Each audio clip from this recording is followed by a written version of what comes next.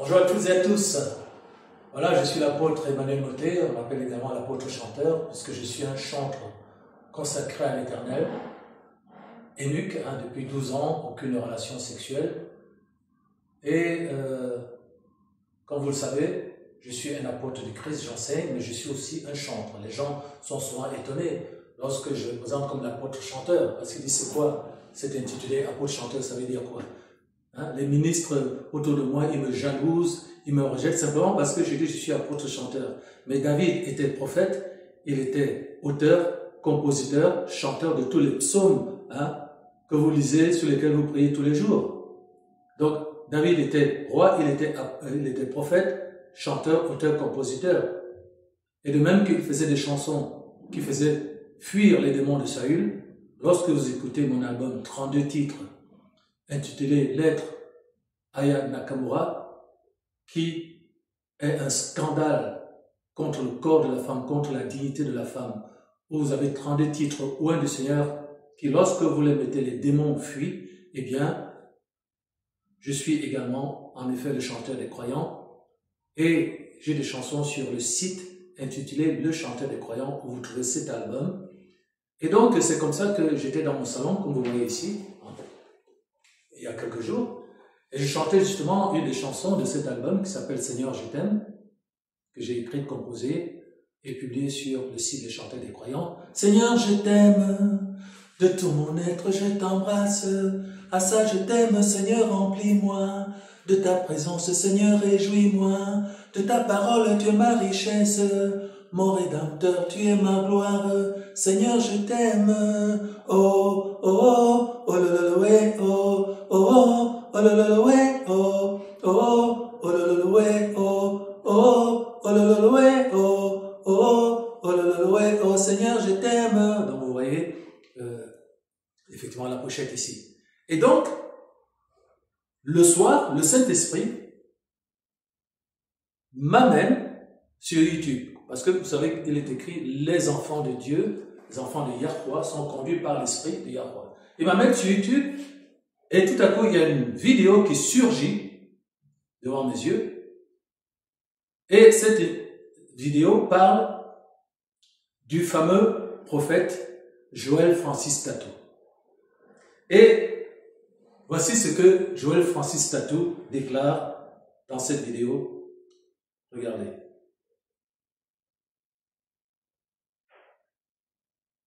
Et j'aimerais vous choquer et choquer la francophonie.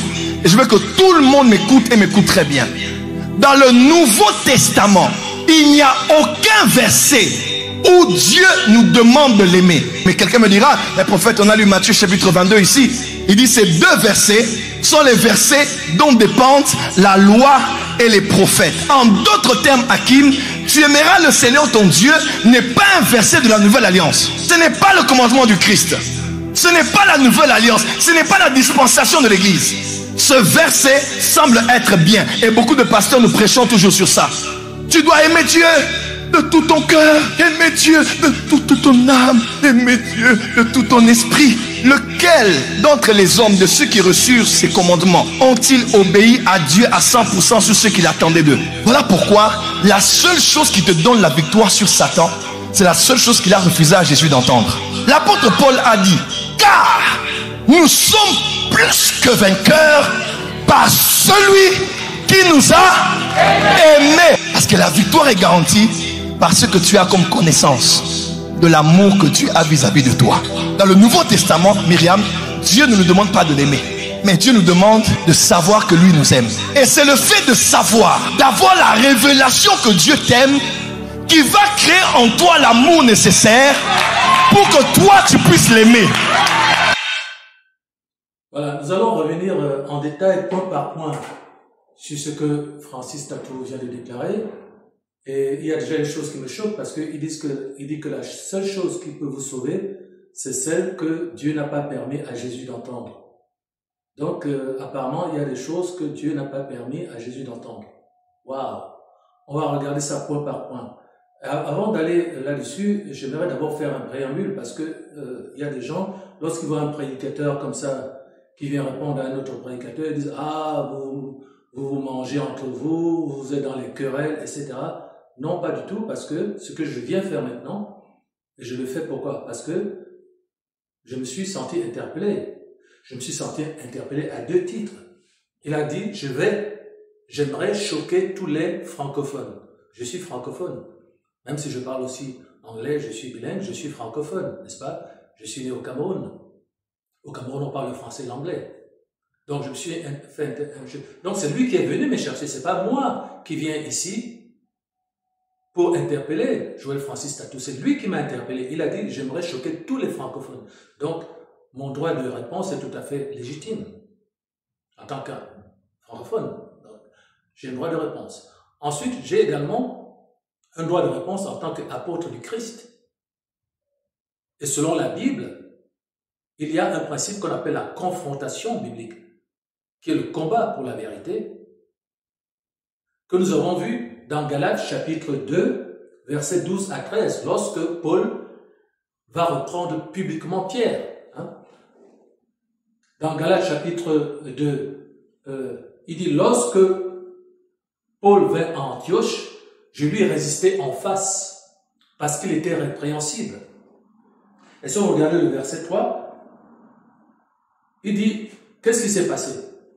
Il dit que Jacques, qui était donc le chef des apôtres, c'est pas Pierre, donc c'est pas le pape, c'est le chef des apôtres, c'était Jacques, avant que, lorsque les gens qui ont été envoyés par Jacques, donc le chef des apôtres, sont arrivés, Paul mangeait avec les païens.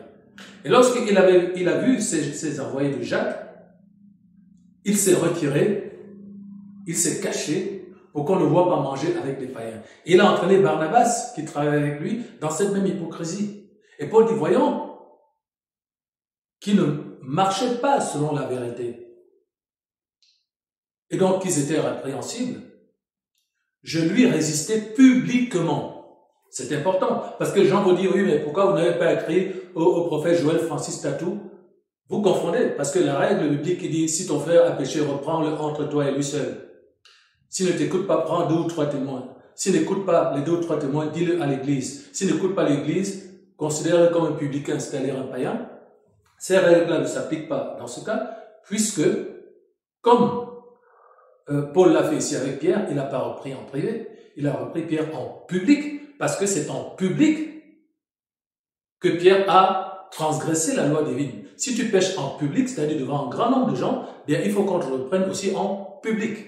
Donc la partie privée est déjà mise en dehors de cette règle, parce que comme tu as eu, en venant devant le public, l'intention de parler selon le Seigneur. La Bible dit, dans 1 Pierre 2:11, dans 1 Pierre 2:11, si quelqu'un parle, que ce soit comme annonçant les oracles de Yahweh.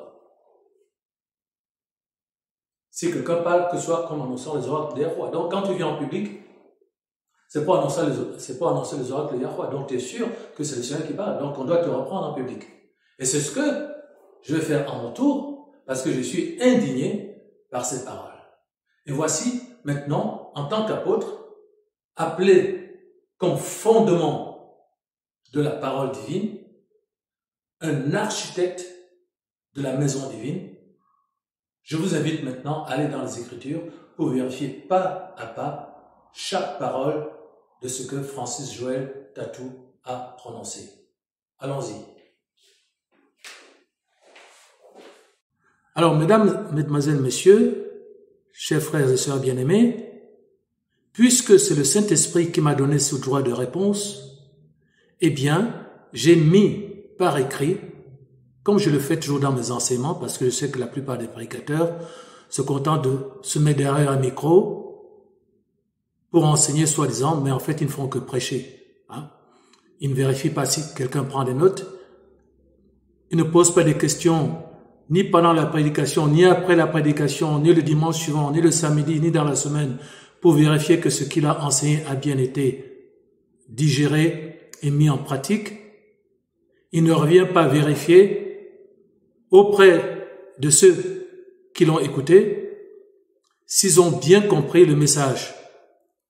Nous, les véritables apôtres, ce n'est pas ce que nous faisons.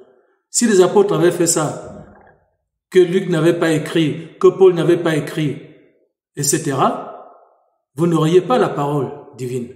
Donc la parole, quand elle vient du Saint-Esprit, celui qui la reçoit lui-même sait qu'il doit la mettre par écrit, afin que non seulement il puisse être confronté à ses enseignements, mais aussi afin que ceux qui reçoivent puissent eux-mêmes aller à la maison, revoir ce que le Saint-Esprit a dit et le mettre comme un miroir pour leur comportement quotidien. Ainsi, c'est ce que nous faisons dans l'église de Yahushua que je dirige. Un apôtre a été appelé à enseigner.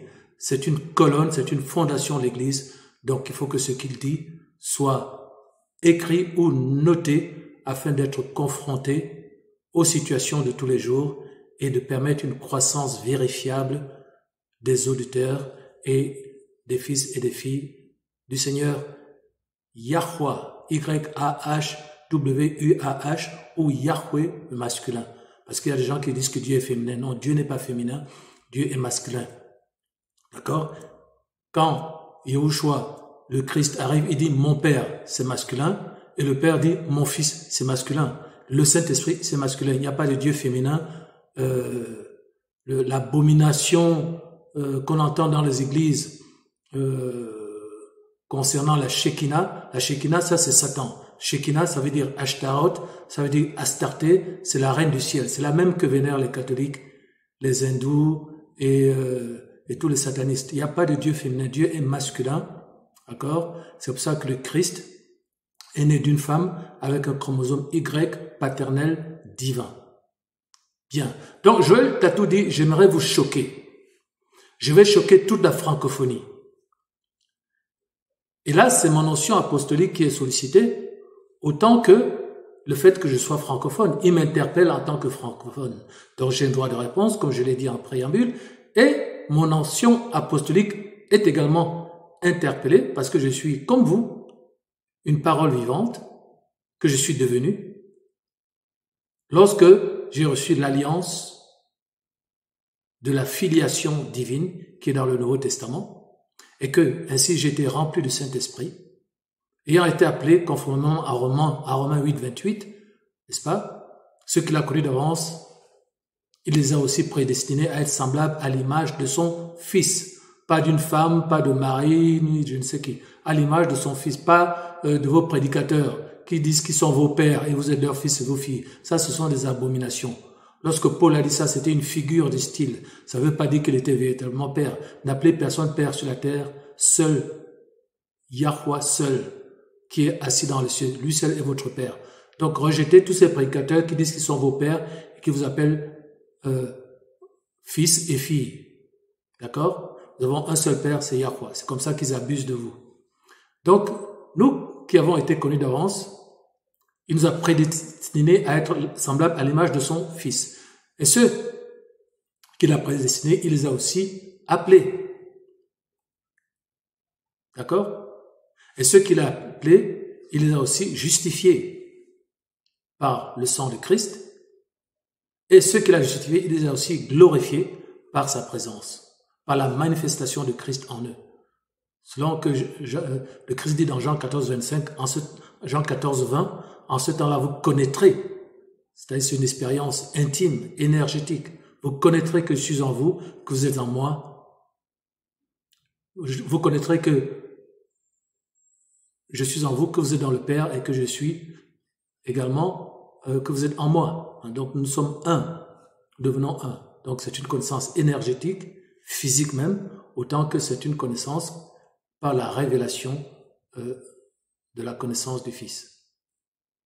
Et Romains 8, 9, si quelqu'un n'a pas l'esprit de Christ, il ne lui appartient pas. Voilà ceux qui sont interpellés, ceux qui ont été connus d'avance, qui ont été prédestinés à être semblables à l'image du Fils, selon Genèse 1, 26, faisant l'homme à notre image et à notre ressemblance, et qu'il domine sur la terre, sur tout ce qui est dans le firmament des cieux et sous la terre. Et Romains 8, 9, si quelqu'un n'a pas l'Esprit de Christ, il ne lui appartient pas. C'est nous qui avons été interpellés et c'est nous qui réagissons. Il dit, je vais choquer toute la francophonie. Il dit, j'aimerais vous choquer et je vais choquer. Est-ce qu'on a droit de choquer ou de scandaliser les enfants de Yahweh? Un prédicateur peut dire, attention, ce que je vais dire peut choquer certains, peut heurter certains, mais la parole divine n'est pas venue pour vous faire plaisir. Le Christ dit, je ne suis pas venu apporter la paix, mais la division. Séparer, jointures et moelles, juger les pensées et les sentiments du cœur. D'accord? La parole de Yahweh n'est pas venue pour vous faire plaisir. On peut dire ça. Mais si quelqu'un dit, j'aimerais vous choquer, et il dit, je vais choquer, là, tu es en confrontation avec la parole biblique parce que Yahushua, le Christ, justement dit, et comme vous pouvez le lire ici, j'ai tout noté, malheur à celui qui scandalisera ou qui choquera l'un de ses petits. Or, Joël t'a tout dit, j'aimerais vous choquer, je vais vous choquer. Donc déjà, en tant qu'envoyé, en tant que messager, c'est un peu bizarre parce que c'est en contradiction avec avec l'auteur du message. On le voit ici dans Luc chapitre 10, verset 1. Yahushua dit à ses disciples, il est impossible qu'il n'arrive pas de scandale, mais malheur à celui par qui ils arrivent. Hein? Joël Tatou. Il vaudrait mieux pour lui, Joël Tatou, qu'on mit à son cou une pierre de moulin et qu'on le jetât dans la mer que s'il choquait, s'il scandalisait un de ses petits. Je vais vous choquer, j'aimerais vous choquer et je vais vous choquer. Il prend la liberté et ne demande pas votre permission. C'est-à-dire, il a des désirs en lui qui sont charnels et il les applique sans autre forme de procès. Lui, il n'a pas de retenue. La Bible nous dit que sans révélation, le peuple est sans frein. Donc, on voit déjà que apparemment, il marche pas dans la révélation, il marche selon ses désirs. Matthieu 18, 10, gardez-vous de mépriser un seul de ces petits. Un seul de ces petits. Car je vous dis que leurs anges dans les cieux voient continuellement la face de mon Père qui est dans les cieux. Car le Fils de l'homme est venu sauver ce qui était perdu. Les gens viennent pour prêcher, hurler dans le micro. Moi, je viens pour enseigner, établir Christ en vous, les fondements, l'architecture divine qui vous permettra d'entrer dans les portes du royaume des cieux. Ensuite, Joël Tatou dit, il y a dans le Nouveau Testament, il n'y a aucun verset où Dieu nous demande de l'aimer. Vous pouvez revoir la vidéo à loisir. Hein? Dans le Nouveau Testament, dit Joël Tatou, il n'y a aucun verset où Dieu nous demande de l'aimer et il hurle de nouveau. Hein? Dans le Nouveau Testament, il n'y a aucun verset, il s'adresse à une certaine Mariam, où Dieu nous demande de l'aimer. Donc par de là, elle s'adresse à toute la francophonie et à tous les saints. Joël Tatou dit également, tu aimeras le Seigneur ton Dieu, n'est pas un verset de la nouvelle alliance. Vous voyez, je fais les choses de manière méthodique et avec amour. Amen. Donc il dit, Matthieu 22 que vous citez là, c'est-à-dire Matthieu 22, 35 à 40, ce sont des versets dont dépendent la loi et les prophètes.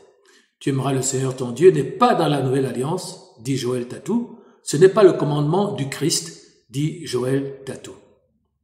Matthieu 22, 35, 40, le passage qui est en cause, dit, et l'un d'eux, docteur de la loi, lui fit cette question pour l'éprouver. Maître, quel est le plus grand commandement de la loi? Yahushua répondit, tu aimeras le Seigneur ton Dieu de tout ton cœur, de toute ton âme et de toute ta pensée. C'est le premier et le plus grand commandement, et voici le second qui lui est semblable. Tu aimeras ton prochain comme toi-même. De ces deux commandements dépend toute la loi et les prophètes. Voilà que Joël Tatou nous cite ce passage en disant que même s'il est dans le Nouveau Testament, il n'appartient pas au Nouveau Testament. Bon, il dit, montrez-moi un passage du Nouveau Testament où Dieu dit qu'on doit l'aimer. Matthieu 22, 35, 40, c'est dans le Nouveau Testament, c'est un verset du Nouveau Testament. Et il est écrit, Yahushua parle, il dit, tu aimeras le Seigneur ton Dieu de tout ton cœur, de toute ton âme, de toute ta pensée. Maintenant tu peux dire, ah oui, oui, mais c'est un verset de l'Ancien Testament dont dépendent les lois et les prophètes. Ok? Mais ce verset de l'Ancien Testament dont dépendent la loi et les prophètes est cité dans le Nouveau Testament. Et ça, tu peux rien y faire, hein, Joël Tatou. Il est bien cité. Oui, il a été cité pour la première fois dans l'Ancien Testament, mais il est aussi cité dans le Nouveau. Et c'est pas le premier, hein. Lorsque Ésaïe chapitre 7 il a annoncé la naissance du Christ. Voici la Vierge deviendra enceinte, elle enfantera un fils et tu lui donneras le nom d'Emmanuel. Mais c'est repris dans Matthieu, dans le Nouveau Testament aussi. Hein. Dans Ésaïe 53, où Ésaïe prophétise la crucifixion du Christ. Il a été élevé comme une faible plante, il n'avait rien pour attirer le regard, et pourtant il était brisé pour nos péchés, frappé pour nos iniquités. Le châtiment qui nous donne la paix est tombé sur lui. C'est l'Ancien Testament qui est également repris dans le Nouveau Testament. Donc, moi je vois pas ce qu'il y a de spectaculaire. Pourquoi tu es étonné de ce que des passages de l'Ancien Testament soient repris dans le Nouveau Testament? Et là, j'anticipe déjà ma réponse à la problématique que tu poses. Mais c'est tout simplement parce que le Christ est la parole de Yahweh. Le Christ est la parole de Dieu. Vous appelez Dieu. Dieu, c'est juste une fonction. Celui qui est le plus grand, celui qu'on adore, celui qui est omniscient, omniprésent. Mais son véritable nom, c'est Yahweh. Y-A-H-W-U-A-H. Yahweh, c'est parce que le « et » c'est masculin. Donc on dit Yahweh. Mais ça s'écrit Yahweh. Donc, tu n'y peux rien. Christ est la parole. Donc la parole, elle parle dans l'Ancien et elle parle dans le Nouveau. Hein? On va revenir là-dessus. Yahushua a répondu, tu aimeras le Seigneur ton Dieu de tout ton cœur, de toute ton âme et de toute ta pensée. Donc voilà déjà la première réponse. Et effectivement, Dieu dit dans le Nouveau Testament qu'il faut l'aimer. Matthieu 22, 35, 40. Voilà. Tu dis que ça appartient à la loi et au prophète. Non. Sinon, il n'aurait pas répété dans le Nouveau. Manifestement, ça n'appartient pas qu'à l'Ancien, ça appartient aussi au Nouveau. Pourquoi? Parce que Yahushua est l'accomplissement de la loi. Il n'est pas venu pour abolir, mais pour accomplir. Donc, Yahushua est l'accomplissement de la loi. Donc, c'est normal que celui qui est venu accomplir la loi parle en utilisant la loi qui était une promesse, non plus désormais comme une promesse, mais comme un accomplissement. Donc, pourquoi Christ utilise des versets que tu as vus dans l'Ancien Testament? C'est parce qu'il est l'accomplissement de ces versets qui, dans l'Ancien Testament, n'était qu'une promesse, qui était inatteignable parce que, eh bien, on va le voir tout à l'heure, le sang de l'agneau n'était pas encore versé pour que l'homme puisse satisfaire Yahweh. Je dis donc que Joël Francis Tatou est anathème, hein, parce que d'emblée, il commet une grave erreur. Donc, je vous mets le texte ici. En opposant la loi et la nouvelle alliance,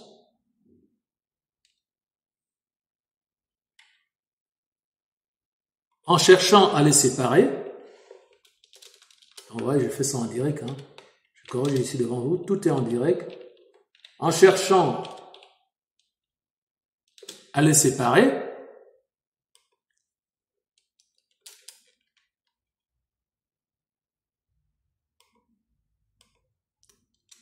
d'emblée, il commet une grave erreur en opposant la loi et la nouvelle alliance en cherchant à les séparer, alors que nul ne peut comprendre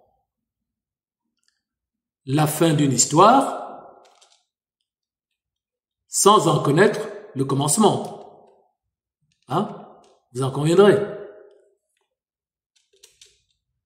D'une part, et d'autre part, la nouvelle alliance en Yahushua n'est pas venue abolir la loi, elle est venue pour l'accomplir. Ok?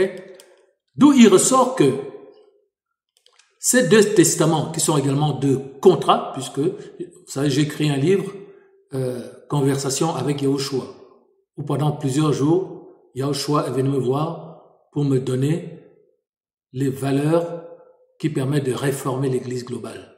Ce livre est publié, il est partout, il est à la FNAC, il est partout, Conversation avec Yahushua, et le sous-titre c'est « Notre Père Yahweh est un magistrat ». Donc, notre Père est un magistrat, c'est par des contrats qu'il s'est approché des hommes. Premier contrat avec Moïse, il a commencé avec Abraham, avec qui il a fait une alliance. Contrat avec Moïse, la loi et les ordonnances. Contrat avec le Nouveau Testament par Christ. Voilà. Donc Yahushua n'est pas venu pour abolir la loi, mais il est venu pour l'accomplir. D'où il ressort, donc il ne faut pas opposer l'Ancien Testament et le Nouveau. D'où il ressort que ces deux testaments, c'est-à-dire l'ancien et le nouveau ne s'excluent pas. Il ne s'exclut pas, il se complète. Ok? En effet, dans l'Ancien Testament, l'homme qui vit avec le diable, donc je vous mets le texte ici pour que vous puissiez bien le voir. Dans l'Ancien Testament, donc, l'homme qui vit avec le diable, depuis la chute du jardin d'Éden, a oublié son Créateur et ne se doute pas que ses œuvres sont abominables. Il est dans les ténèbres depuis la chute d'Adam et Ève. Donc l'Éternel, lorsqu'il interpelle l'homme, à travers Abraham, a à cœur de lui rappeler deux choses. Il a commencé par Abraham et il a suivi avec tous les autres, comme vous savez très bien. La première, c'est « Tu as été créé par moi,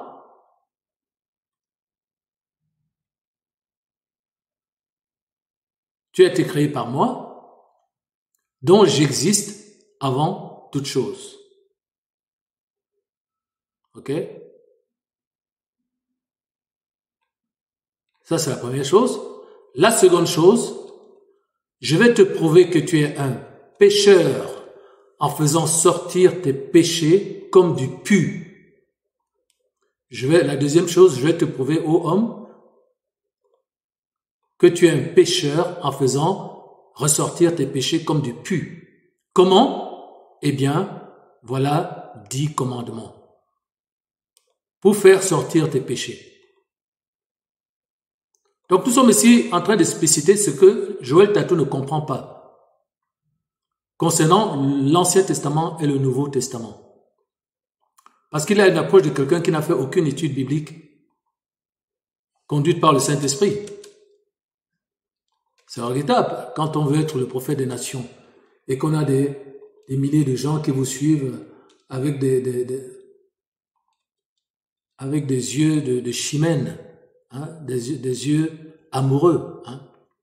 Là où Joël Tatou ment, c'est de faire croire que Yahweh demandait à l'homme un sans faute dans l'obéissance à la loi de Moïse. C'est faux.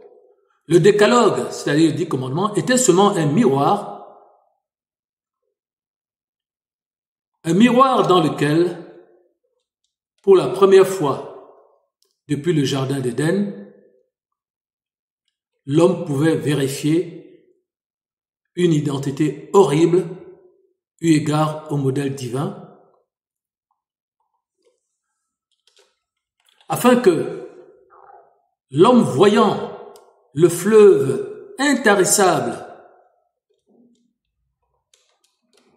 de ses péchés reconnaisse deux choses. Grand A, il est un pécheur. Genèse 6.3. Qu'est-ce qui est écrit? Regardez. Je vous l'ai noté. Alors l'Éternel dit, mon esprit ne restera pas toujours dans l'homme, car l'homme n'est que chair. La meilleure version, c'est mon esprit ne contestera pas toujours avec l'homme, car l'homme n'est que péché. Ça, c'est le Saint-Esprit qui m'a révélé ça. Que la vraie version, c'est l'homme n'est que péché. L'homme est pécheur plutôt.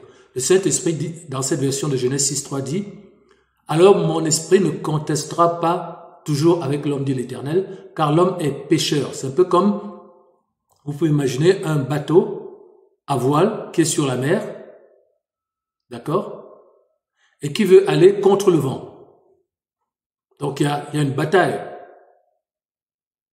Le vent souffle vers le sud, lui il veut aller vers le nord. C'est cette image mentale que le Saint-Esprit m'a donnée. Mon esprit ne contestera pas toujours avec l'homme, parce que l'homme est pécheur. Et ces jours seront de 120 ans. Donc le but de l'Ancien Testament, c'était pas d'obtenir l'obéissance de l'homme, c'était plutôt d'obtenir les péchés de l'homme et de lui mettre en face. Pour que, grand B, il puisse se repentir. Ok? Là, on explique à Joël Tatou la Bible, hein, ce que c'est que l'Ancien Testament par rapport au Nouveau. Parce que lui, il les oppose. Petit B, l'Ancien Testament, c'était pour que l'homme puisse avoir un désir de repentance après avoir fait abonder ses péchés, on va le voir tout à l'heure. Romains 5, 19 à 21. Car comme par la désobéissance d'un seul homme, beaucoup ont été rendus pécheurs, de même par l'obéissance d'un seul, beaucoup seront rendus justes. Et voici ce que Joël Tatou n'a pas compris. Car la loi est intervenue pour que l'offense abondât. La loi est intervenue pour que l'offense abondât. Parce qu'il a posé la question plus tard, quel est l'homme, lequel des hommes auxquels les 10 commandements ont été adressés et qui ont obéi sans faute. Tu n'as pas compris, Joël Tatou. Le but, c'était pas qu'ils obéissent, c'était plutôt que l'offense abondât, que les péchés abondent pour que l'homme sache qu'il est pécheur et qu'il cherche la repentance. Hein? Romains, chapitre 5, 19 à 21. Tu as la même Bible que moi. Hein? Romains 5, 20. Or, la loi est intervenue pour que l'offense abondât, mais là où le péché a abondé, donc vous voyez que le but de la loi, c'était de faire abonder le péché. Hein? Parce que l'homme croyait qu'il n'avait pas de problème, qu'il vivait correctement. Et Yahweh est venu lui dire, ah, mais non, pas du tout. Regarde, je vais faire abonder tes péchés comme du pu pour te montrer qui tu es réellement. Là où le péché a donc abondé, la grâce a surabondé. Et c'est ça, le Nouveau Testament. Le Nouveau Testament, c'est la capacité de faire ce qu'on ne pouvait pas faire. Dans l'Ancien, ça ne veut pas dire que l'Ancien est mauvais. Vous-même voyez la différence. Hein? Quand tu avais 5 ans, tu ne pouvais pas travailler à l'usine. Tu ne pouvais pas enseigner à l'université. Mais maintenant que tu as 30 ans, tu peux travailler dans une usine. Tu as 35 ans, tu peux enseigner à l'université, tu peux te marier, tu peux avoir des enfants. Mais est-ce que c'est pour ça que tu vas dire que mes 5 ans, il faut les abolir? Non, c'est une continuation. Donc là où le péché a abondé, la grâce maintenant a surabondé. Voilà. Afin que comme le péché a régné par la mort, donc sous la loi, la grâce régna par la justice pour la vie éternelle. Donc les deux sont importants. L'ancien et le nouveau, c'est important. On ne peut pas comprendre l'ancien sans le nouveau. Ils se complètent, ils ne s'excluent pas. Verset 21, Romains chapitre 5, verset 21. Afin que comme le péché a régné par la mort, donc c'était sous la loi, ainsi la grâce régna par la justice pour la vie éternelle par Yahushua notre Seigneur. Moi je dis pas Jésus-Christ parce que Jésus c'est un mot grec. Hein? Voilà. Quand il s'est présenté à moi, il a dit Yahushua parce qu'il n'était pas grec, il était hébreu. Aucun apôtre n'était grec. Et la Bible n'a pas été écrite en grec parce que les apôtres étaient hébreux, le Christ était hébreu, personne n'a enseigné en grec. Hein? Bon, Paul a écrit au grec parce que c'était... Paul a écrit, il a enseigné au grec, il a écrit en grec de temps à autre parce que c'était la lettre intellectuelle, c'était la lettre la plus répandue, y compris auprès des Hébreux qui avaient aussi oublié leur langue maternelle, enfin la langue de base, parce que en vérité l'hébreu c'est une langue de Canaan, hein, c'est pas une langue typiquement d'Israël. Hein. C'est lorsque Abraham est arrivé à Canaan qu'il a trouvé une langue qui s'appelait l'hébreu, il l'a adopté, donc le Seigneur lui parlait en hébreu. Voilà. C'est ici qu'il apparaît tout de suite que Joël Tatou ment. Car il pose la question comme si la loi était venue pour que les gens obéissent, en disant lequel de ceux qui ont reçu ces commandements ont obéi. Voilà. Je souligne ici les paroles de Tatou. Alors que dans l'ancienne alliance,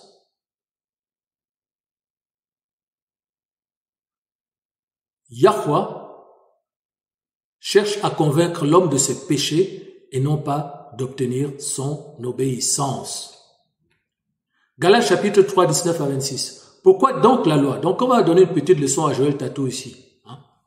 Parce que le Seigneur ne révèle pas sa parole à n'importe qui. Si tu n'es pas désobéissant, si tu n'es pas obéissant, l'obéissance vaut mieux que les sacrifices. Tu peux prêcher du matin au soir, faire des campagnes à droite à gauche, être super bien habillé, avoir beaucoup d'argent.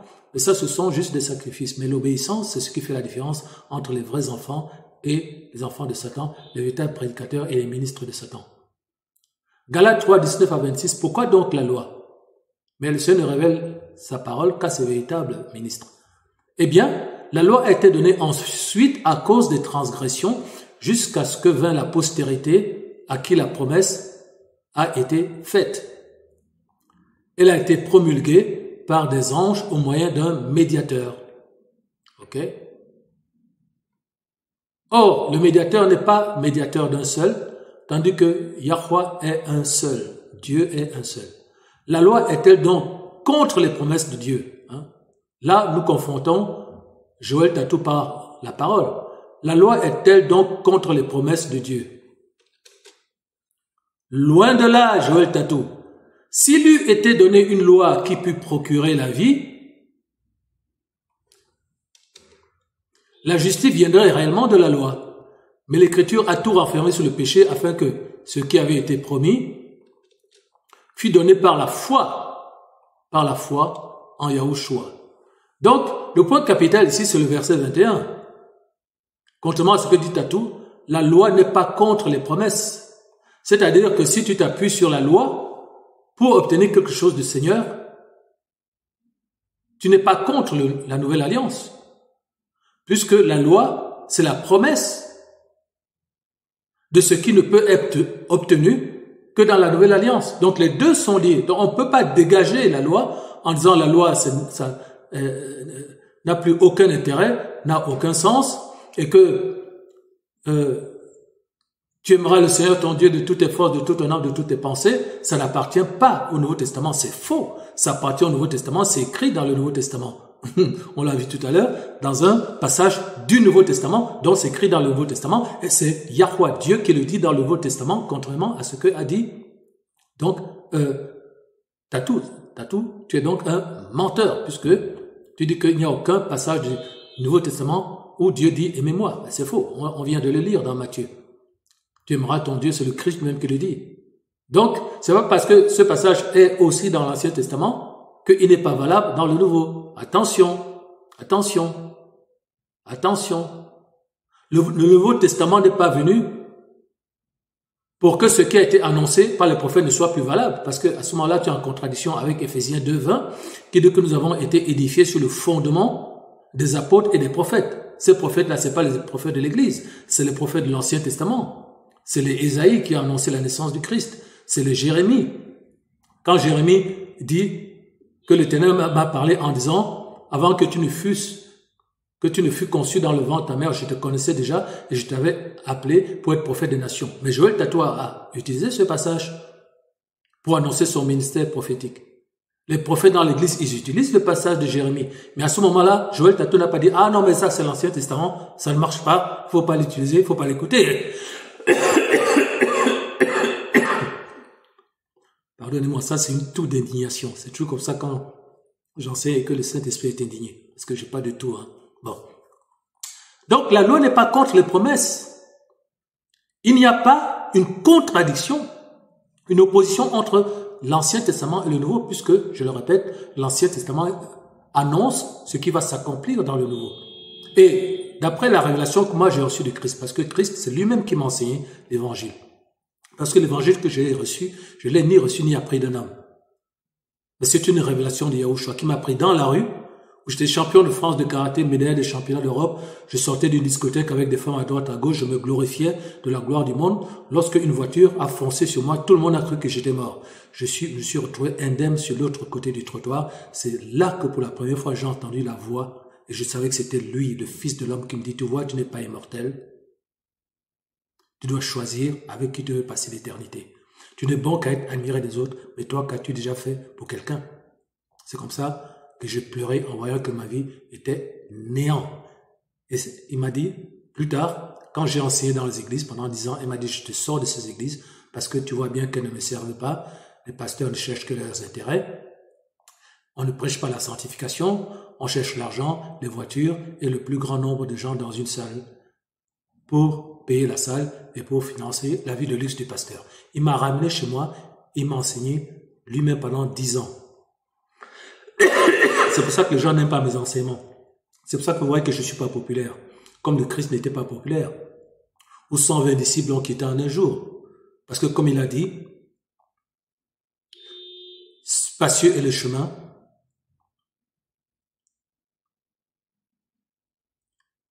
qui mène à la perdition. Il y en a beaucoup qui passent par là. Étroite et resserrer la porte qui mène à la vie.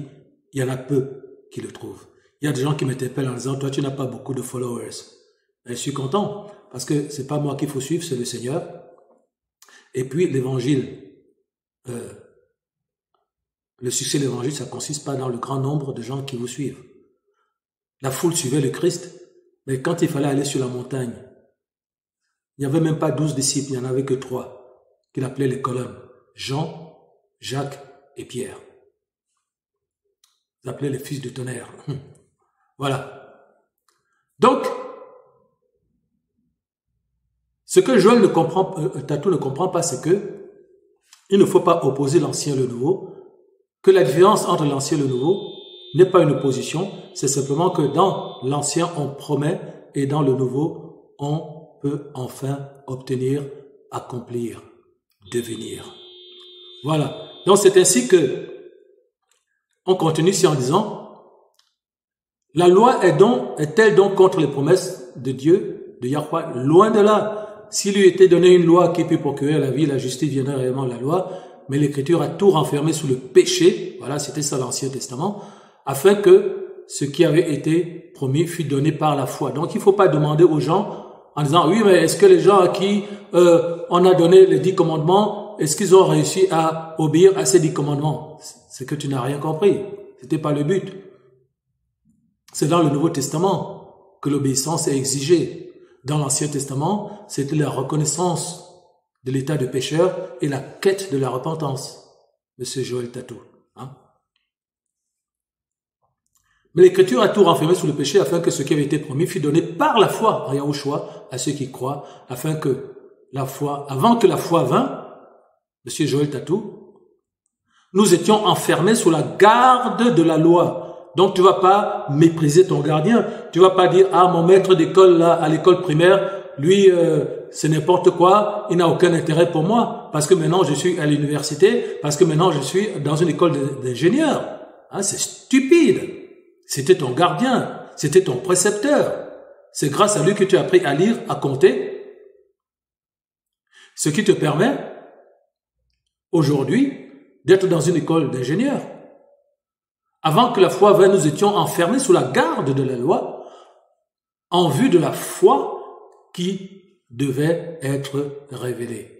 Revenons aux Écritures, hein, à la loi et au témoignage. Galates chapitre 3, 19 à 26. Méditez ça pour contrer Joël Tatou.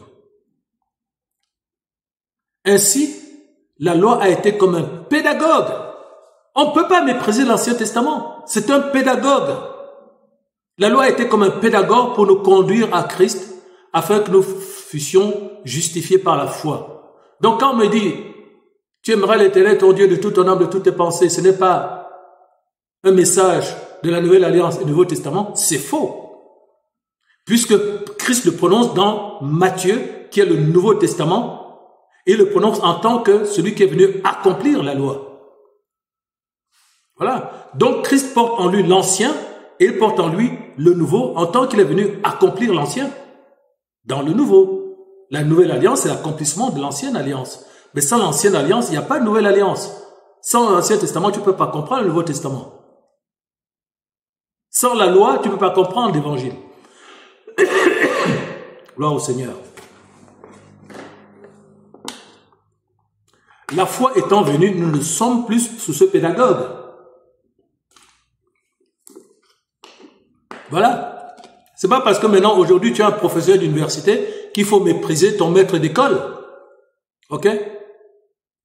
Tu n'es plus sous ce pédagogue, tu ne fais plus les mêmes choses, puisqu'aujourd'hui, tu arrives à faire ce que tu ne pouvais pas faire dans l'ancien, c'est-à-dire plaire au Seigneur par la foi en Christ, par la foi dans son sang rédempteur. Car vous êtes tous fils de Yahweh par la foi en Yahushua.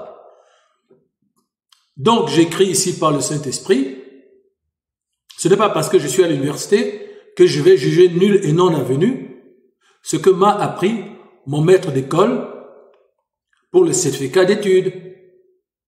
Je ne fais plus les mêmes choses, mais il y a une continuité. c'est ce qu'il m'a appris au CM2, c'est-à-dire lire, écrire, compter, calculer, qui me permet d'assumer mon école d'ingénieur. C'est exactement la même chose.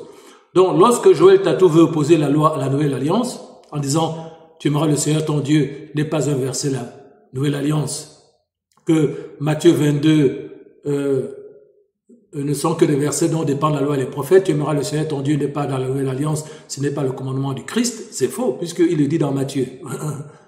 Eh bien, Joël Tatou est anathème, c'est-à-dire hors du terme, c'est-à-dire en dehors des voies divines, en dehors du message divin, anathema.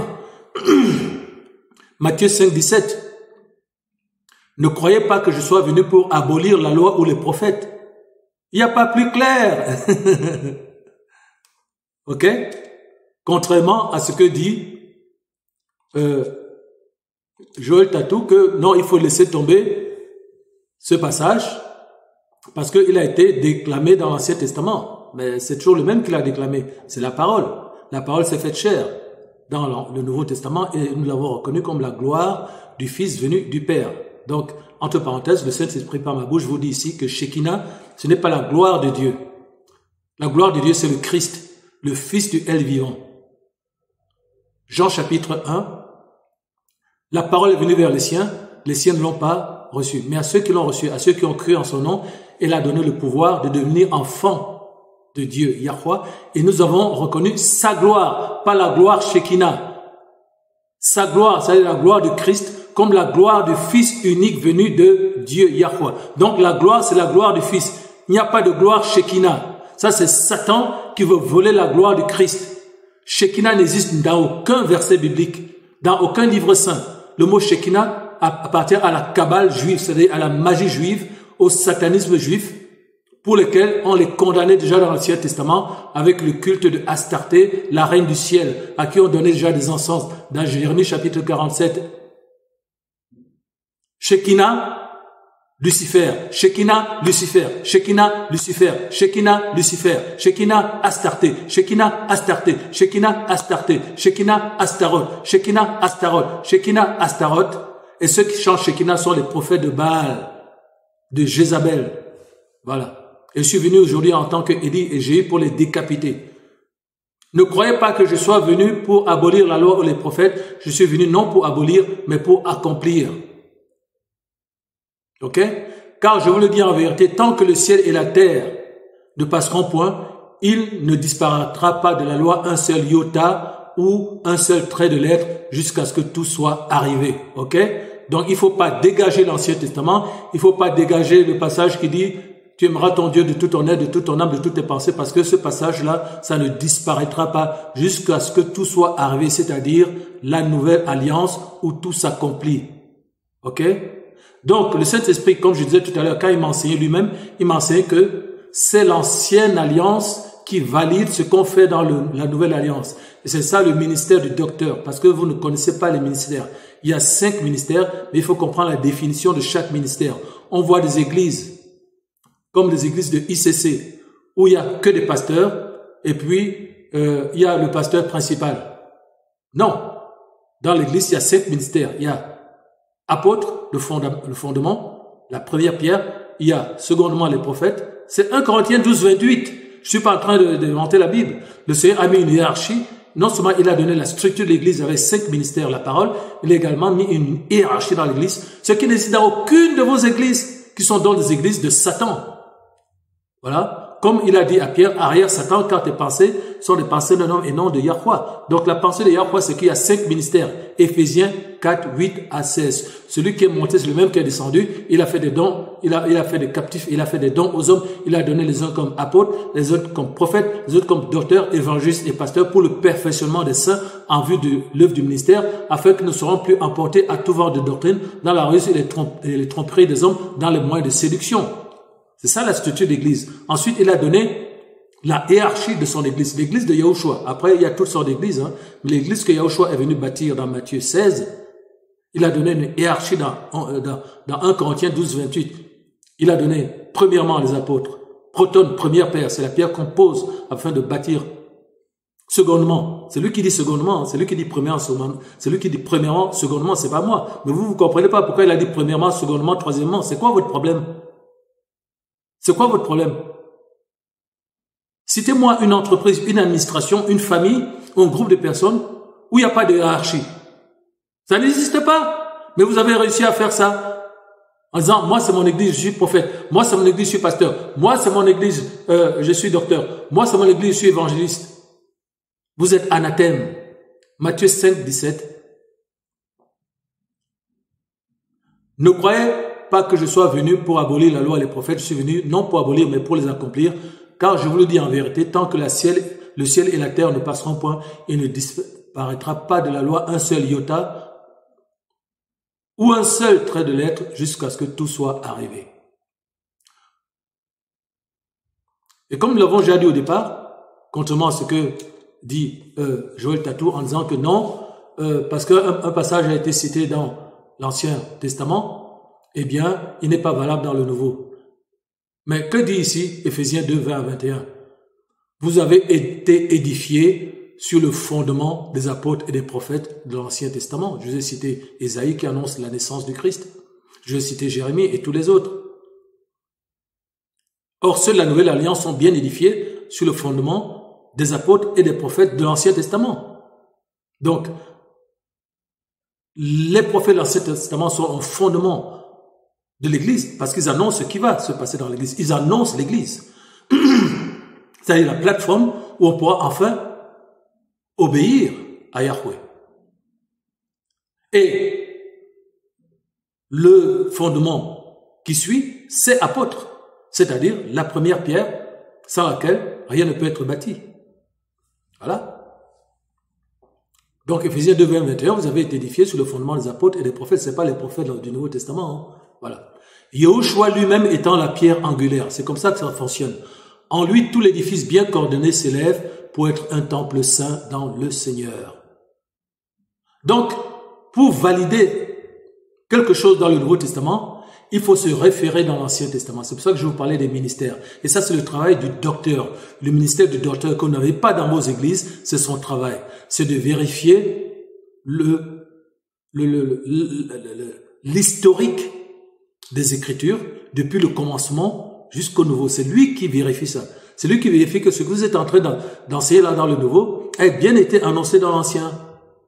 C'est ça. Le docteur, c'est un gardien de la doctrine. C'est le gardien de la révélation. C'est celui qui vous montre pourquoi est-ce que le pasteur, l'apôtre, l'évangéliste, le prophète est en train de vous enseigner ce qu'il vous enseigne. C'est parce que ça a été puisé dans le fondement des Écritures depuis le commencement et voici comment ça a évolué pour arriver à être un message du Nouveau Testament. C'est ça le travail du docteur. Mais vous n'avez pas de docteur dans vos églises. Hein? Vous avez inventé le pasteur principal. Hein? Joël Tatou lui-même, il dit que c'est lui qui est le fondateur de son église et le dirigeant. C'est faux. Un prophète, c'est pas quelqu'un qui dirige une église. Un prophète ne fonde pas les églises. Ce sont les apôtres qui fondent les églises. Le prophète n'est pas le numéro 1, il est le numéro 2 dans l'église. 1 Corinthiens 12, 28. Sauf si la parole n'a pas d'intérêt pour vous. Hein. Bon. Donc quand il dit ce n'est pas un commandement du Christ, il ment. Car qui est Christ? Christ est la parole. Or la parole, le Christ, existe et parle dans l'Ancien Testament, même s'il n'est pas fait chair, Monsieur Tatou. 1 Corinthiens 10, 1 à 5. Frères, je ne veux pas que vous ignoriez. Ok? Que nos pères ont tous été dans la nuée, qu'ils ont tous passé à travers la mer, qu'ils ont tous été baptisés en Moïse dans la nuée. Je vous mets les passages, hein. Je fais cet effort à cause du Seigneur. Qu'ils ont tous été baptisés en Moïse dans la nuée et dans la mer, qu'ils ont tous mangé le même aliment spirituel, car ils buvaient à un rocher spirituel qui les suivait, et je vous le donne en 1000, ce rocher était Christ. Ah bon? Donc quand ils sont sortis de l'Égypte là, Christ était déjà avec eux. Vous ne lisez pas la Bible? Vous regardez simplement Francis Tatou, comment il est élégant, comment il est beau avec son esprit de séduction là, qui couche avec les hommes qui couchent avec les femmes. Hein? Parce que Dieu a fait l'homme soi-disant homme et femme, ce qui est faux. Nous savons tous que Dieu a d'abord créé l'homme. Ok? L'homme a commencé à gérer le jardin où il avait mis pour le cultiver, le garder. Et puis l'homme a dit, bon, j'ai vu tout ce que tu as fait, ok? Mais je n'ai pas vu celle-ci qui est mon semblable, celle qui me ressemble. Une personne, un autre être qui me ressemble. C'est là que Yahweh a dit, il n'est pas bon que l'homme soit seul, je lui ferai une aide semblable à lui. Il a pris une côte de l'homme et il a fait la femme. Donc, il a fait la femme. Ensuite, plus tard, il a fait l'homme. Donc, l'homme n'est pas à la fois homme et femme. L'homme est de sexe masculin, chromosome X, chromosome Y, et la femme est de sexe féminin, chromosome X. Ok? L'homme n'est pas à la fois homme et femme. Comme Dieu n'est pas homme et femme, Dieu est masculin. Yahweh est masculin, c'est un père, et il a le Fils et le Saint-Esprit. Tout ça, c'est le masculin. Donc, on nous dit ici, ce que Joël Tatou n'a pas compris, c'est que mais Christ était déjà dans l'ancienne alliance. Il était déjà dans l'Ancien Testament. Il a toujours été là. Pourquoi? Parce qu'il est la parole. Que même quand il buvait là, Moïse, quand Moïse a été rejeté par Yahweh, que Yahweh lui a dit, tu n'entreras pas dans la terre promise. Pourquoi? Parce que le peuple se plaignait du manque d'eau. Il allait voir l'Éternel et l'Éternel dit, place-toi sur ce rocher et dis à ce rocher de faire jaillir de l'eau. Mais comme Moïse était énervé à cause du peuple, qu'est-ce qu'il a fait? Au lieu de parler au rocher, il a frappé le rocher et c'est là que Yahweh a dit, Moïse, tu n'entreras pas dans la terre promise. Il a tué dans la montagne et Satan est venu disputer son corps, mais il n'a pas eu. Pourquoi? Parce que c'est le Christ qui l'a frappé. Moïse a frappé le Christ. Ce rocher, c'était le Christ. Le Christ était dans l'Ancien Testament. Donc, il faut arrêter de nous dire que les paroles de l'Ancien Testament n'ont rien à voir avec le Nouveau. Mais la plupart d'entre eux ne furent point agréables à Yahweh. Comme Joël Tatou n'est pas agréable à Yahweh parce qu'il ne marche pas par la foi. Parce que la foi vient de ce qu'on entend. Et ce qu'on entend vient de la parole de Yahweh. La parole de Yahweh, manifestement, il est en train de la trahir. Dans le processus de la création de la terre, on voit la Trinité divine en action par le Verbe faire la première personne du pluriel. Nous, la première personne du pluriel. Genèse 1, 26. Puis Yahweh dit, faisons. Ok? Il ne dit pas, je fais. Il dit, faisons. Donc, Yahweh, c'est une unité composée. Il y a le Père, le Fils et le Saint-Esprit. Parce qu'il y a des gens qui ne comprennent pas la Trinité divine. Hein? Regardez mon visage là. Sur mon visage, il y a 2 yeux, il y a un nez, il y a une bouche. Si tu me touches les yeux, je peux dire tu m'as touché. Si tu me touches le nez, je peux dire ah, qui m'a touché le nez? Si quelqu'un me touche les lèvres, je dis mais quelqu'un a posé son doigt sur moi. Donc, ma bouche c'est moi, mon nez c'est moi, mes yeux c'est toujours moi. Ça fait 3 parties du même corps. Pourquoi les gens ne comprennent pas une chose si simple? C'est parce que il ne leur a pas été donné de comprendre les mystères du royaume de notre Père. Parce qu'ils ne lui appartiennent pas. Ils n'ont pas été connus d'avance. Ils n'ont pas été appelés. Genèse 1, 26. Puis Yahweh dit, faisons l'homme à notre image, selon notre ressemblance, et qu'il domine sur les poissons de la mer, sur les oiseaux du ciel, sur le bétail, sur toute la terre, et sur tous les reptiles qui rampent sur la terre. C'est toujours vrai aujourd'hui, non? Pourtant, ça vient de l'Ancien Testament, Monsieur Tatou. La pensée conceptuelle du Père, donc j'explique, la pensée conceptuelle du Père, c'est-à-dire de créer la terre, est verbalisée par le Fils. Est verbalisé par le Fils. Ok? La pensée conceptuelle du Père de faire la terre, de créer la terre, est verbalisée par le Fils, appelé le Verbe. Aussi, on l'appelle aussi le Verbe. Hein? Le Verbe qui dit, donc qui parle, et le Saint-Esprit qui se mouvait au-dessus des eaux, de l'abîme, accomplit, ok, ce qui a été pensé par le Père. Vous voyez comment ça fonctionne la Trinité? Elle est là, les gens qui doutent la Trinité, elle est là, dans le premier livre de la Bible. le Pentateuque. Elle est là. Faisons, c'est la pensée divine, qui est verbalisée, dite, parlée par le Fils, qui est la parole, et le Saint-Esprit l'accomplit. Ok? Le Saint-Esprit l'accomplit. Donc la pensée conceptuelle du Père est verbalisée par le Fils, qui est aussi appelé le Verbe, qui dit, et le Saint-Esprit qui se mouvait au-dessus des eaux de l'abîme, accomplit ce qui a été pensé par le Père et dit par le Fils. Le Saint-Esprit a accompli ce qui a été pensé par le Père et dit par le Fils. Ainsi, dans le mont Sinaï, où Moïse entend cette voix qui fait tout trembler en lui annonçant les 10 commandements, mesdames et messieurs, frères et sœurs, qui est en train de parler là, si vous avez suivi, vous avez la réponse. C'est bien la parole de Dieu, le Fils de l'homme, devenu Christ Sauveur dans l'Ancien Testament, qui parle dans le mont Sinaï, puisqu'il est la parole. Donc, dans la Nouvelle Alliance, c'est lui qui parle également dans la Nouvelle Alliance. C'est le même. Hein? Deutéronome chapitre 6, versets 5 à 7.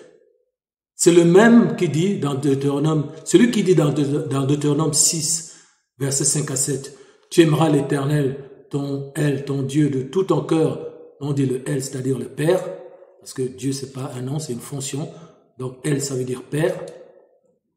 Donc, celui qui parle dans la Nouvelle Alliance, dans Deutéronome 6, chapitre verset 5 à 7, chapitre 6, verset 5 à 7, en disant, tu aimeras l'Éternel, ton Dieu, de tout ton cœur, de toute ton âme et de toute ta force. Ces commandements que je te donne aujourd'hui seront dans ton cœur. Tu les inculqueras à tes enfants et tu en parleras quand tu seras dans ta maison, quand tu iras en voyage, quand tu te coucheras, quand tu te lèveras. Eh bien, celui qui dit ça, là, dans Deutéronome chapitre 6, verset 5 à 7, dans le mont Sinaï, c'est le même Christ Yahushua, parole de Yahweh. Ok? C'est le même parole de Dieu Yahweh, désormais fait chair, qui rappelle le même commandement dans Matthieu chapitre 22, 35 à 40. Il semble que vous ignoriez beaucoup de choses, monsieur Tatou. Matthieu 22, 35 à 40, et l'un des docteurs de la loi lui fit cette question pour l'éprouver. Maître, quel est le plus grand commandement de la loi? Yahushua répondit, tu aimeras le Seigneur ton Dieu de tout ton cœur, de toute ton âme et de toute ta pensée. C'est le premier et le plus grand commandement. Et voici le second qui lui est semblable. Tu aimeras ton prochain comme toi-même. De ces 2 commandements dépendent toute la loi et les prophètes. Donc tu aimeras le Seigneur ton Dieu de tout ton cœur, de toute ton âme, de toute ta pensée, est bien un commandement de Christ. Monsieur Tatou, vous êtes anathème. C'est bien un commandement de Christ, car il est la parole de Dieu, Yahweh, et il est Dieu. Il est Dieu. Celui qui doute, vous allez dans Hébreux, chapitre 1. Ô Dieu, ton Dieu t'a oint d'une huile au-dessus de tes collègues. Joël Francis Tatou, prophète congolais, est donc démasqué. Il est en effet écrit dans 2 Corinthiens 11, 2 à 4. Car je suis jaloux de vous d'une jalousie de Yahweh, parce que je vous ai fiancé à un seul époux pour vous présenter à Christ comme une vierge pure.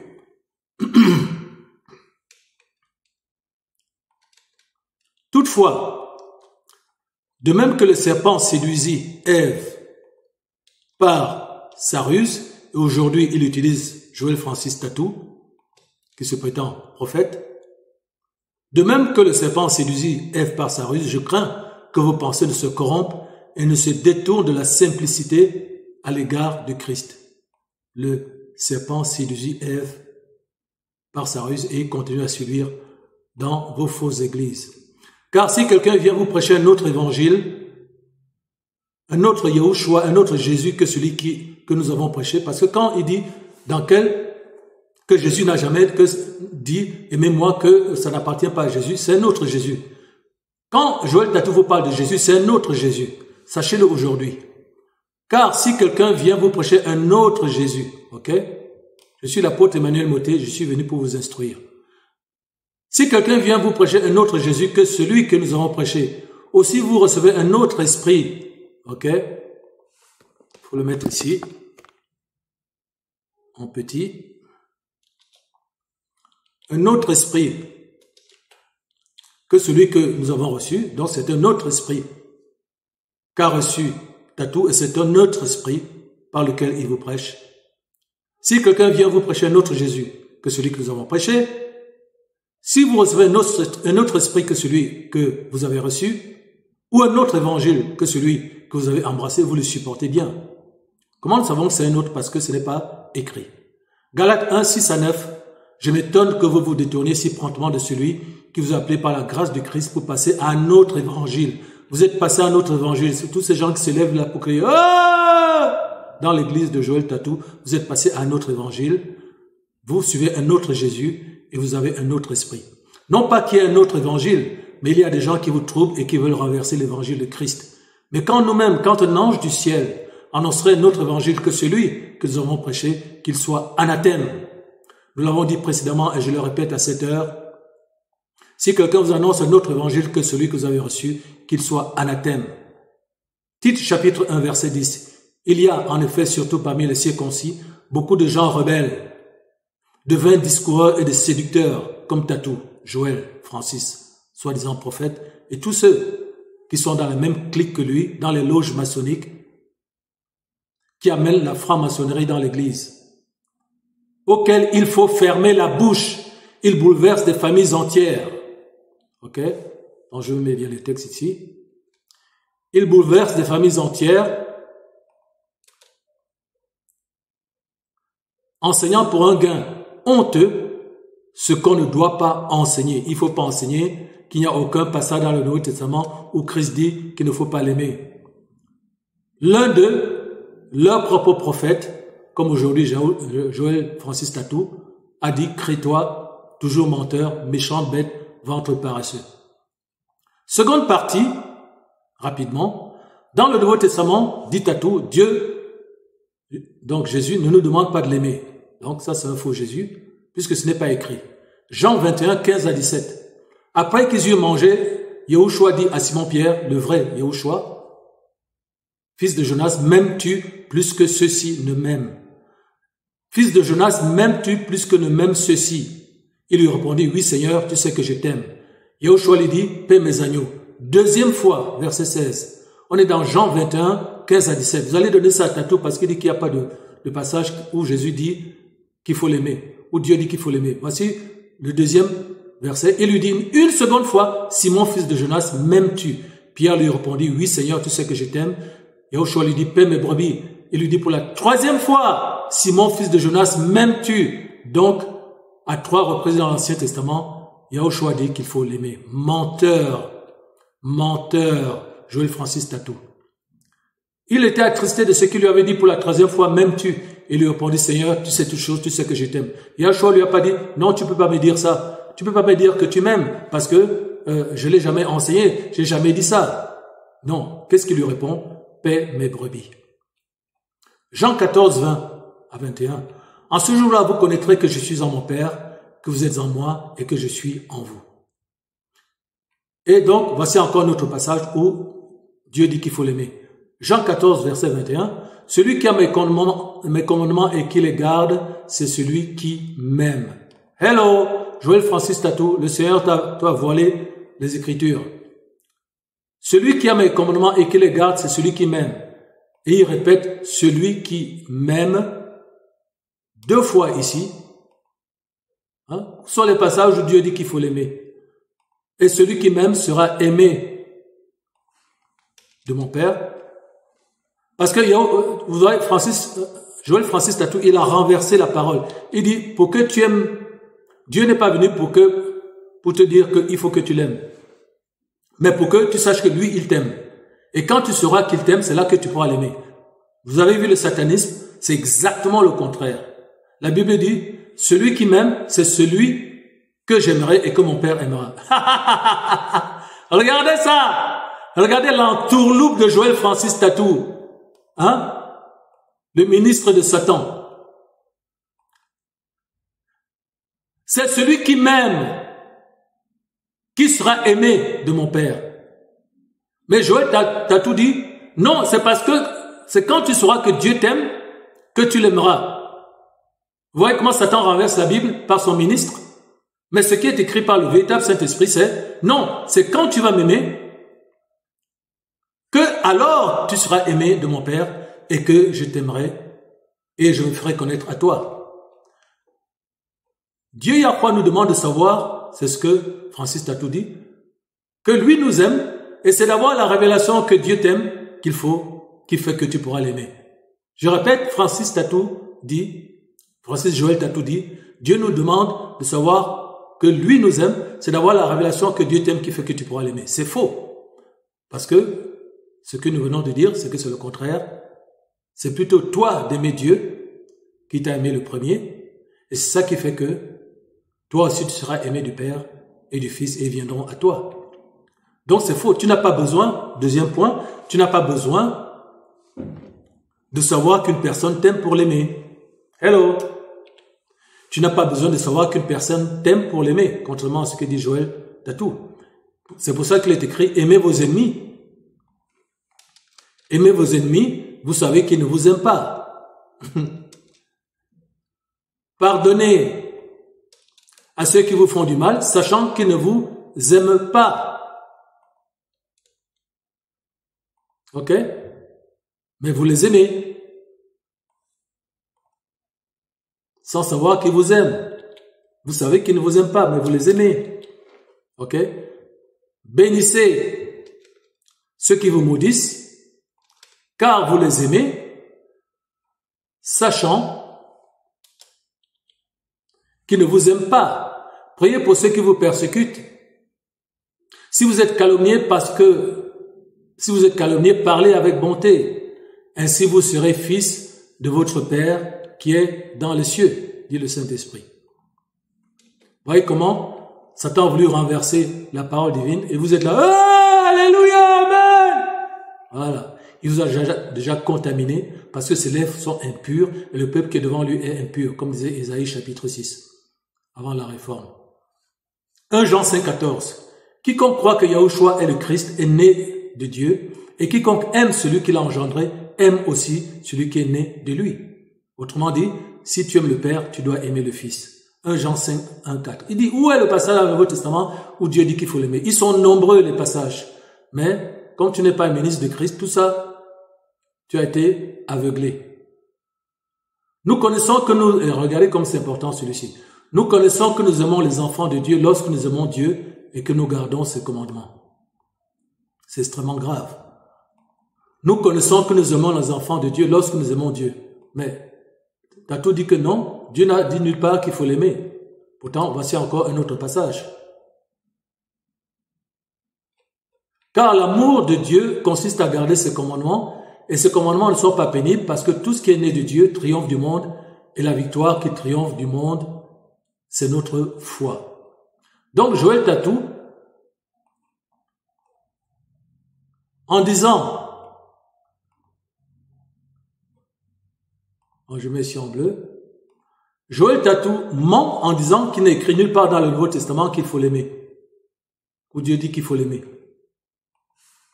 Il n'est écrit nulle part dans le Nouveau Testament où Dieu dit qu'il faut l'aimer. Voici de nombreux témoins. La Bible dit que toute affaire se tranche dans la présence de Dieu ou deux ou trois témoins. Je vous en ai donné plusieurs. Hein. Pour qui allez-vous faire? Donc, si vous dites ça, en disant, si Joël Tatou vous dit, si donc Joël Tatou ment en disant qu'il n'est écrit nulle part dans le Nouveau Testament où Dieu dit qu'il faut l'aimer, pourquoi allez-vous donc faire ce qui n'est pas écrit? C'est ce que Satan est en train de vous dire à travers cet homme. Que comme ce n'est pas écrit qu'il faut aimer Dieu dans le Nouveau Testament, eh bien dans le Nouveau Testament, il ne faut pas aimer Dieu, les gars. Et vous allez voir les conséquences que ça va avoir sur vous-même. Pourquoi allez-vous donc faire ce qui n'est pas écrit? C'est ce message subliminal que Joël Francis Tatou vous donne. Or, si Tatou n'aime pas Dieu, parce que ce n'est pas écrit qu'il faut l'aimer, il ne peut pas aimer les enfants de Dieu, puisqu'il est écrit que nous aimons Dieu, nous aimons les enfants de Dieu parce que nous aimons Dieu. Regardez bien, 1 Jean 5,14, nous connaissons que nous aimons les enfants de Dieu lorsque nous aimons Dieu. Mais comme nous n'aimons pas Dieu, nous ne pouvons donc pas aimer les enfants de Dieu. Alléluia. Voici comment j'expose Francis Joël Tatou, moi l'apôtre Emmanuel Mottet par le Saint-Esprit. Si donc Joël Tatou ment en disant qu'il n'est écrit nulle part dans le Nouveau Testament où Dieu dit qu'il faut l'aimer, pourquoi allez-vous faire ce qui n'est pas écrit? Or, si Tatou n'aime pas Dieu, il ne peut pas aimer les enfants de Dieu, donc c'est soit blanc, soit noir. Ok? Soit la lumière, soit les ténèbres. S'il ne vous aime pas, il vous hait. C'est en cela qu'il vient du diable. En cela, Joël Tatou vient du diable. Il aime la mort. Et ça aussi, c'est écrit. 1 Jean 3, 13 à 15. Ne vous étonnez pas, frères, si le monde vous hait. Nous savons que nous sommes passés de la mort à la vie parce que nous aimons les frères. Celui qui n'aime pas demeure dans la mort. Quiconque est son frère est un meurtrier. Et vous savez qu'aucun meurtrier n'a la vie éternelle en lui. Je viens donc de démontrer. Ensuite, il continue en disant, la seule chose qui te donne la victoire sur Satan est la seule chose qu'il a refusé à Jésus d'entendre. Je répète, réécoutez la vidéo. La seule chose qui te donne la victoire sur Satan est la seule chose qu'il a refusé à Jésus d'entendre.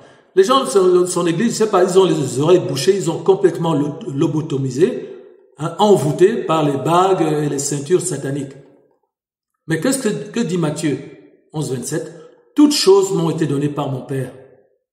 Donc, quand Joël Tatou dit qu'il y a des choses que le Père a refusé à Yahushua d'entendre, c'est Satan qui parle, je dis arrière Satan, puisque tes paroles ne sont pas les paroles du Père.